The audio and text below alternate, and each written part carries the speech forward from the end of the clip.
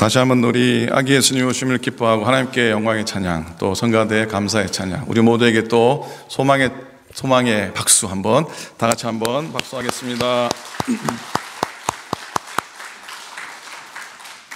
하나님 말씀 보시겠습니다. 누가복음 2장 1절부터 7절까지의 말씀입니다. 1절부터 7절까지 함께 읽었으면 좋겠습니다. 다 함께 천천히 한 목소리로 함께 읽겠습니다. 시작.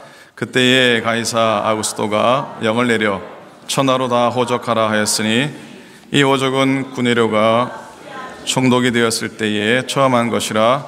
모든 사람이 호적하러 각각 고향으로 돌아가매 요셉도 다윗의 집 족속이므로 갈릴리 나사렛 동네에서 유다를 향하여 베들레헴이라 하는 다윗의 동네로 그 약혼한 마리아와 함께 호적하러 올라가니 마리아가 이미 잉태하였더라. 거기 있을 그때에 해산할 날이 차서 첫 아들을 낳아 강보에 싸서 구유에 누웠으니 이는 여관에 있을 곳이 없음이로라. 아멘. 아멘. 칸타타 한다고 제가 목이 다 쉬어버려서 설교를 할 수 있을지 모르겠습니다. 설교 때문에 제대로 찬양도 못하고 목은 쉬고 그래도 쉰 목소리가 더 은혜가 될 줄로 믿습니다. 오늘 말씀의 제목은 구유 안의 아기 예수님입니다. 여러분의 기쁜 성탄 2018년 성탄의 은총과 은혜가 여러분 가정과 여러분 마음 가운데 가득하시기를 주님의 이름으로 간절히 축원을 드립니다. 하늘 보좌를 떠나 낮고 천한 말구에 탄생하신 예수님. 오늘 한 목사님 설교 듣다 보니까 과연 그래요. 예수님이 제일 먼 여행을 하셨더라고요. 하늘에서 이 땅으로 여행하신 예수님의 오심을 한 번 더 기억하면서 그분이 함께 하시고 예수님이 우리 삶 속에 늘 동행하는 은총을 날마다 경험하시기를 소망합니다. 여러분, 성탄의 소식은 우리가 가장 크고 기쁜 소식입니다. 승리의 소식입니다. 희망의 소식입니다. 아마 예수님 당시에도 가장 좋은 소식, 그 소식을 들은 하늘의 천사들, 들판의 목자들, 동방의 박사들이 예수님의 오신 소식에 크게 기뻐했는데 우리들도 성탄의 그런 기쁨을 회복하며 누릴 수 있기를 간절히 소망합니다. 아멘입니까? 성탄절 되면 이 노래 한번 하고 가야 되는데 우리는 어르신들이 많으셔서 이 노래를 잘 안 부르시는 것 같아요. 탄일종이 땡땡땡 은은하게 들린다. 탄일종이 땡땡땡 은은하게 들린다. 저 깊고 깊은 산골 오막살이에도 탄일종이 울린 탄일종이 땡땡땡 탄일종이 땡땡땡 멀리 퍼진다. 멀리 퍼진다. 저 바닷가에 사는 저 바닷가 어부들에게도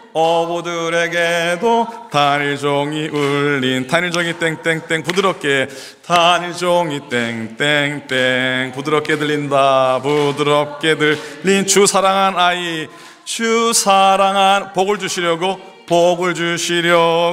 탄일종이 울린다. 여러분, 모든 사람에게는 이렇게 그리스도의 탄생이 좋은 소식이라고 하는 것이죠. 예수님께서 탄생하셨을 때 로마 황제 아구스토가 그 땅을 다스릴 때였습니다. 예수님께서 태어나신 유대는 로마의 지배를 받는 식민지였습니다. 로마 황제가 로마를 지배하는 모든 백성들에게 호적을 하고 명령을 합니다. 왜 그랬을까요? 세금을 더 많이 거둘라고 그랬어요. 예수님 요셉도 호적하러 고향 베들레헴으로 가게 됩니다. 약혼한 처녀 마리아를 데리고 말입니다. 그런데 마리아는 이미 어떤 상태였습니까? 아기 예수님을 잉태한, 그래서 배가 많이 부른 만삭의 몸이었습니다. 출산할 날이 가까워 오는데 왜 무리하게 베들레헴까지 갔을까? 미가서 5장 2절을 보면은 베들레헴 에브라다야, 너는 유다 족속 중에 작을지라도 이스라엘을 다스릴 자가 내게로 나올 것이라. 그의 근본은 상고의 영혼에 있느니라. 예수님 탄생하시기 전 700년 전에 이스라엘의 미가 선지자가 저 작고 작은 베들레헴에서 메시아가 탄생할 것이라고 예언을 했습니다. 출산할 날이 다 된 마리아가 요셉과 함께 베들레헴에 호적하러 감으로 그 예언은 이루어지게 됩니다. 요셉과 예수님을 잉태한 마리아, 어찌 보면 그 여행이 쉽지 않았을 겁니다. 힘든 여행이었습니다. 그러나 그 여행에 하나님의 오묘한 뜻이 있었습니다. 여러분, 우리가 당하는 모든 고통과 슬픔과 힘든 환경들은 우리가 알지 못하는 하나님의 오묘한 섭리와 계획이 그 가운데 있는 줄을 믿으시기를 간절히 부탁을 드립니다. 여행길이 힘들어도요, 힘든 여행이 나중에 기억에 남습니다. 그렇지 않습니까? 고생한 여행이 기억에 남습니다. 척박한 삶의 현실, 우리는 외면하고 싶고 속히 떠나고 싶습니다. 하지만 하나님은 그 고난의 현실에서 예수님 만나게 하실 줄로 믿습니다. 여러분, 오늘 여러분과 저에게는 예수님이 필요한 사람들입니다. 예수님이 필요합니다. 특히 가난한 우리 이웃에게 더욱더 필요합니다. 예수님은 가난한 자의 친구 되셨고, 소외된 자들의 위로자 되셨고, 병든 자의 희망이 되셨고, 없는 자의 풍성함이 되셨습니다. 요즘도 혹보면 신문을 보면은 택시 안에서 아니면 버스 안에서 아이를 놓는, 출산을 하는 그런 사람이 있다고 하죠. 어느 산모가 산딸이 다 돼서 아기가 나오려고 그래요. 산모가 병원에 도착했는데 그만 엘리베이터 안에서 아이를 낳고 맙니다. 간호사가 빨리 뛰쳐나와서 미안해하고 죄송해하는 어머니에게 미안해하지 마십시오. 몇 년 전에는 병원 마당에서 분만한 산모도 있었습니다. 이렇게 위로를 했답니다. 그랬더니 이 산모가 갑자기 울면서 하는 말이 그게 바로 나였어요 라고 이렇게 얘기를 하더랍니다. 예수님은 가축들이 있는 마국간에서 태어나셨습니다. 호적하러 전국에서 고향 찾아왔으니 빈 방이 있을 리가 없습니다. 할 수 없이 어느 집주인이 허락받아서 집에 가축들이 거하는 마국간에서 마리아는 예수님을 낳게 됩니다. 기가 막힌 모습이죠. 요셉은 강보로 아기 예수님의 몸을 쌉니다. 그런데 이 강보가 뭐죠? 강보는 갓 태어난 아기를 이렇게 싸는 천이잖아요. 근데 신기한 건 이 강보라고 하는 단어의 어원은 옷을 찢는다라고 하는 어원에서 나왔다고 합니다. 요셉은 자신의 옷을 찢어 아기 예수님의 몸을 감쌌습니다. 어찌 보면 예수님의 오심을 맞이한 우리는 우리의 마음을 찢고 우리의 삶을 찢어서 그분의 오심을 감사해야 될지도 모르겠습니다. 자, 아기 예수님을 누인 요람은 우리가 잘 알듯이 가축의 먹이를 담아주는 구유였습니다. 말구유였습니다. 예수님은 병원이 아닌 마국간에서, 침대가 아닌 구유에서 세상에서 첫날을 맞이하셨습니다. 이렇게 예수님은 가장 낮고 가장 더럽고 가장 냄새나는 곳, 가장 버림받은 곳, 아무도 가지 않는 곳, 그곳에 오셨습니다. 가장 높으신 하나님이 그 먼 여행을 거쳐서 낮고 천한 인간, 가장 더러운 곳에 오셨습니다. 왜 그렇게 낮고 천한 모습으로 오셨을까요? 왜? 고린도후서 8장 9절을 보면 바울은 이런 고백을 합니다. 우리 주 예수 그리스도의 은혜를 너희가 알거니와 부요한 이로써 너희를 위하여 가난하게 되었음은 그의 가난함으로 말미암아 너희를 부요하게 하려 함이라 그랬어요. 원래 부한 분이신데 우리의 가난함을 보시고 우리의 가난함을 주님이 테이크오버 하시고 우리를 부요하게 하셨다는 말씀이시죠. 어느 목사님의 간증입니다. 한국에 국세청이 있죠. 국세청에 아마 신우회가 있었나 봅니다. 그 안에 이제 믿는 사람들이 모여서 예배를 드리는 곳에 인도하러 갔다가 이 신우회 회원들이 짧은 연극을 보여주었는데 그게 그렇게 큰 은혜를 받고 돌아오셨습니다. 무대는 뭐 시원찮고 그냥 천 하나만 딱 느려트로 걸어놓고 5분이 나와서 연극을 했답니다. 내용은 단순한데 성경에 있는 그대로를 잘 표현을 했습니다. 그 내용은 이렇습니다. A라고 하는 사람은 죄를 가지고 고민하며 죄를 짓고 엉엉엉 울면서 그 무대를 나옵니다. 가슴을 치면서 그 죄 때문에 몸부림을 치는 A라고 하는 사람. B라고 하는 사람은 어떤 문제로 정신적으로 심한 고통 가운데 역시 몸부림을 치면서 나오는 거예요. 다 아픈 사람들이에요. C라고 하는 사람은 뭐겠습니까? 이 사람은 다리가 아파서 다리를 질질질 끌고 막 울면서 나옵니다. 마지막으로 D라고 하는 사람이 나왔는데 이분은 보이지 않는 소경의 모습으로 그런 절망 가운데 사방을 더듬으면서 무대로 나옵니다. 그런데 그때 예수님이 등장을 해서 한 사람 한 사람의 손을 잡으십니다.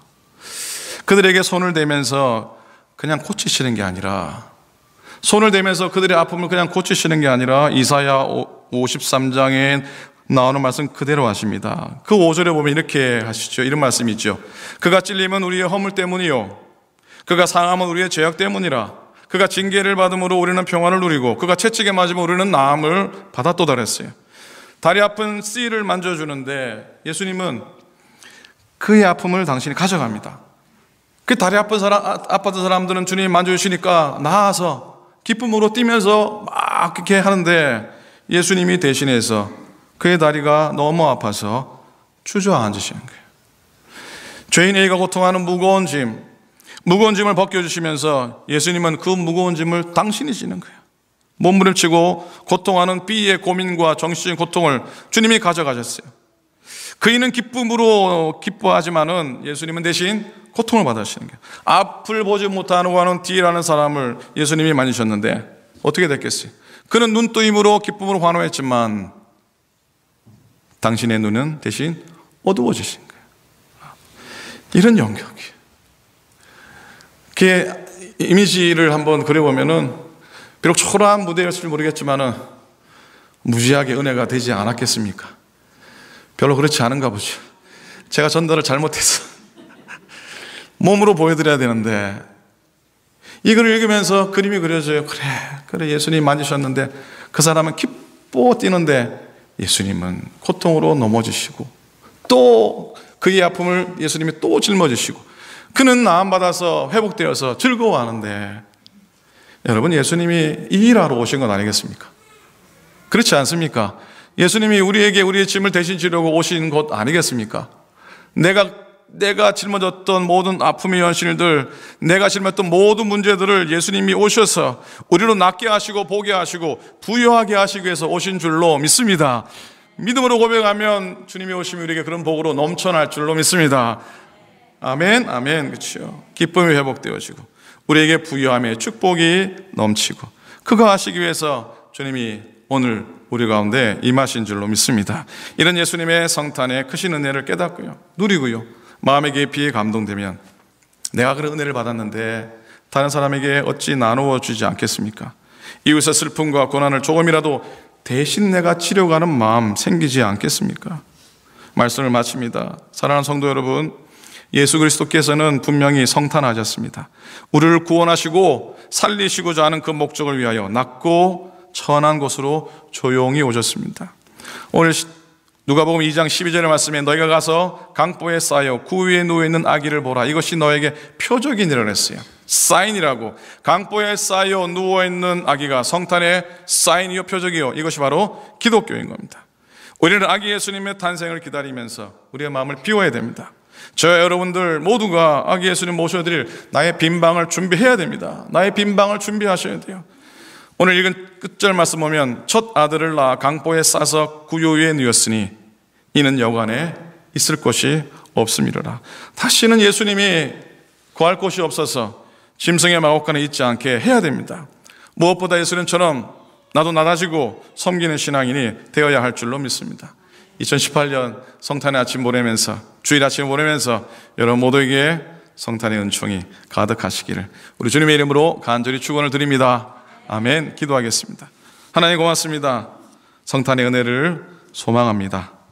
하나님, 주님 우리의 아픔을 대신 지시고 우리의 질병을 대신 지시고자 이 땅에 오셨습니다.